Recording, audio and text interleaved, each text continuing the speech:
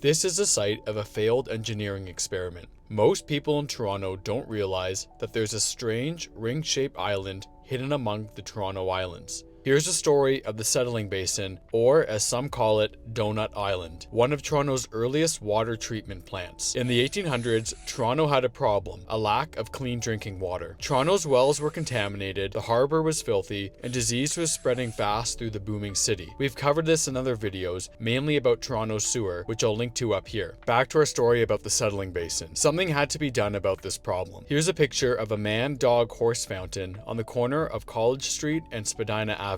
Toronto's goal was to bring clean drinking water to the city and to fountains just like this one. The city had a solution, and in 1873, engineers broke ground on an ambitious project. It was an artificial basin built on the Toronto Islands. It was designed to filter water naturally through sand and sediment before being pumped to the mainland. The basin was connected to the John Street pumping station 3.2 kilometers away on the city side of Toronto Bay. Here's a map showing the new waterworks and the pipe that extended across the bay. The connection was made with wooden pipe across the island and cast iron pipe across the harbor. Here's a picture of the new waterworks showing the cast iron pipe across the harbor. But there were flaws with this design. Barely 5 years after construction began, the settling basin was abandoned in 1878. The wooden pipes floated to the surface, storms filled the filters with debris, and the water turned murky. These are old photos of repairs being done on the wooden pipes. But a major problem with the settling basin was its capacity. It simply could not keep up with Toronto's population growth. Toronto decided to move on and ended up building deeper water intakes offshore instead. Now, more than a century later, the settling basin remains overgrown, silent,